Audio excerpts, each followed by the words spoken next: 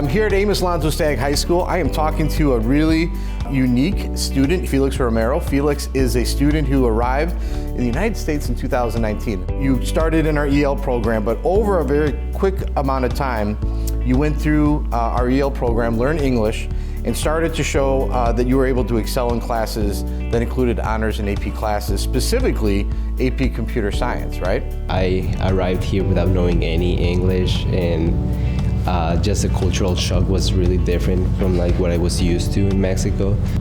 It was like an adaptation method, like in order to like survive in school. So I had to like go learning and like listening to conversations of others to like catch up words and like try and ask for their meaning if I didn't know what they meant. And also thanks to like television and English and stuff. And then talking to my cousins who lived here who wouldn't like reply to me if I spoke in Spanish, only in English. So that was kind of like what helped me learn the English at a faster rate or faster pace. At first I struggled because I didn't actually knew what they were trying to ask, but then some of my teachers who spoke Spanish from the AP Spanish class helped me to solve this problem. I am with an incredible educator, Mike Durbin. Mike is a social studies teacher, but specifically, he teaches economics here at the school. And if any kid that sees Mr. Durbin's name on their schedule gets excited at the opportunity, because this is a man who balances compassion and empathy with the highest of high expectations. When I graduated from college, I entered the wonderful world of business and worked in business for about 7 years and got involved in some plant training programs. I'm teaching adults, how to rework their jobs, work smarter and safer and those sorts of things. And then the light bulb went off and I thought, geez, if I like teaching adults, what would it be like teaching young adults, where, you kind of have a fresh slate, right? A clean slate with them. And so went back to school in the evenings and got my teaching certificate and my master's in education. Obviously with the business background, economics has been my passion all along. So if you can turn your passion into your career, the kids are probably tired of me saying this, but like it doesn't seem like a day of work, Everybody seems to use the word mentor when they talk about you. I kind of go about things just leading by example. That's always been my personality. I never try to toot my own horn or anything like that, but I just think leading by example, and then, not really even realizing that, teachers around you, students around you are looking at that example and turning that into a positive. So, that's something that is really heartwarming and makes me feel good to hear you say that. I'm here with an outstanding senior, Ryan Kalaki. One of the main reasons we're talking to you today is because you have kind of been described as a rock star tutor in the center here at Andrew High School. What is that place that they call the center here at Andrew? So the center at Andrew is like a place where people can come and get help.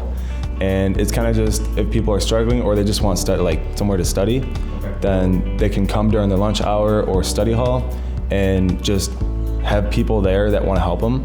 All the people at the center, like either the few teachers that are there every hour or the student tutors like me, we just kind of are there to just want to help you. Outside tutoring, you do a ton here at Andrew High School. Why do you get involved in so much? I just like the people here. The community here is awesome. A lot of my friends are in all those clubs. I've met pretty much most of my friends in all those clubs. We kind of go like club hopping. Like a lot of the clubs are very similar, like student council or senior class council. So those are pretty much just one day a week, just hang out there with your friends, just get some stuff done. And then there's other ones like variety show where it's pretty much meeting all new people and it's a whole new experience. I've never done like something like that before. I've never seen another school before, but that was definitely one of my highlights. It made me like step out of my comfort zone, and that was a great experience. I can now like talk and stuff like this, and I probably would never be able to do that before.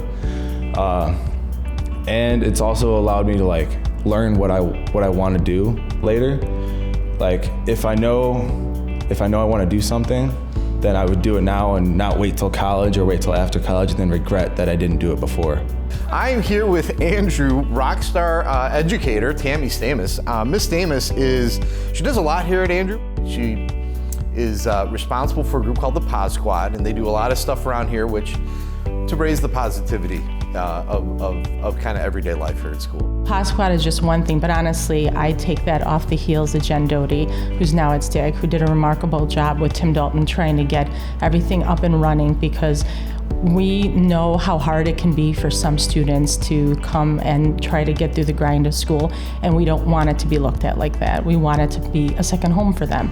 They spend so much time here. So the idea was just to remind them that they're welcomed, that this is a place that they belong, that we're here to support them. There's a lot of opportunities in Andrew, and we just wanted to make that not just a once in a while thing, not just one Spirit Week or one event, but an everyday thing for them. So we started out with more just events and recognition, and then we just kind of expanded to just weekly get-togethers where we would meet students, especially in the morning, and give them kind of a high five as they kind of came into the building on Fridays.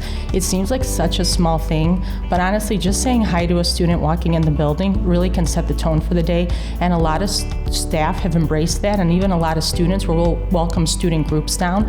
So we've had clubs such as SAVE come down, Restorative Circles come down, just so they can be part of that welcoming spirit, and we try to make sure we greet as many students as possible. I am here with super sophomore at Enola Ogedembe. What has made you such an impactful leader at such a big school by the time you're not even a junior in high school? What made that happen for you? Well, I think it's all about making a big school feel small, because we have such a diverse community here at Sandburg, and I'm sure the other schools at STAG and Andrew, but it's all about finding your interests, finding what you're good at, and kind of amplifying that. So I knew that I loved public speaking, which is why I joined Model UN, and I really invested a lot of time to that, because that's something that matters to me, and not only that, but helping other people to improve their speaking. I love being a leader in my school. I want my peers to be able to look up to me, to be able to come to me for advice for anything that's on their mind. So I love being able to advocate for people. That's why I'm part of different leadership teams and different clubs and interests all around. So I just love being involved in my school community. Where do you see yourself in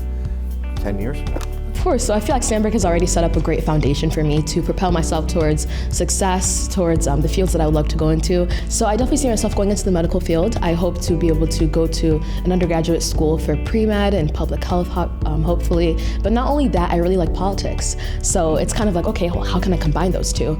Well, I really love public speaking as well. So I want to become a doctor eventually, like about 10 years. I see myself in residency and all those things.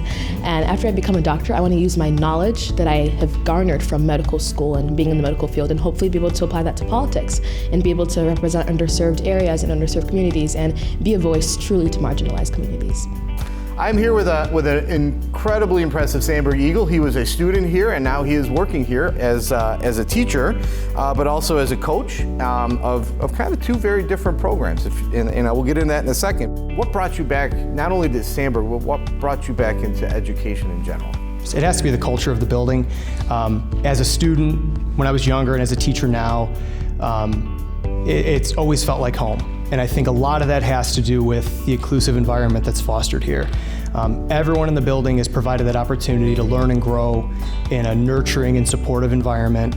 We have all the resources we need in order to be successful, and it's a really special place. And a lot of that is the people that I work with, but it's also the students too. The students here they're eager to learn, they're enthusiastic about everything they do, and then the resilience and determination they have, it's impressive. And then the reason why I went back into education, it's a lot of the people that were in this building here when I was here, the coaches I had, the teachers I worked with, they made an impact on my life, and a lot of the things I've done and the things I'm proud of, I do attribute to the things I've learned here, whether in the classroom or whether as an athlete. It's made a big difference for me. You're also the esports coach, so tell us about those experiences and why you enjoy kind of those kind of different worlds in a lot of ways. Esports wasn't here when I was here, so I didn't have that experience. Football, though, I mean, that was my main way of being involved outside of the classroom, and I met a lot of great people, a lot of great coaches. I didn't play in college, but I didn't need to, because everything I did here was all that I needed. And I knew that was something I wanted to do when I came back, in addition to teaching in the classroom. Esports, that was an opportunity that kind of sprouted up in 2017 when I was here. I heard them starting this club up, and I'm thinking, well, I'm trying to find ways to get involved, help out in the building, and I thought, well, let's do this. And it was kind of crazy to come in and we had nothing, because it was all brand new. It's been a really enjoyable experience just to see how it's grown here, but also how it's grown in the state. And then getting to work with students that maybe weren't involved with something because they didn't have that connection with maybe some of the other clubs so that they have that opportunity here now to find a better and a stronger connection with the building.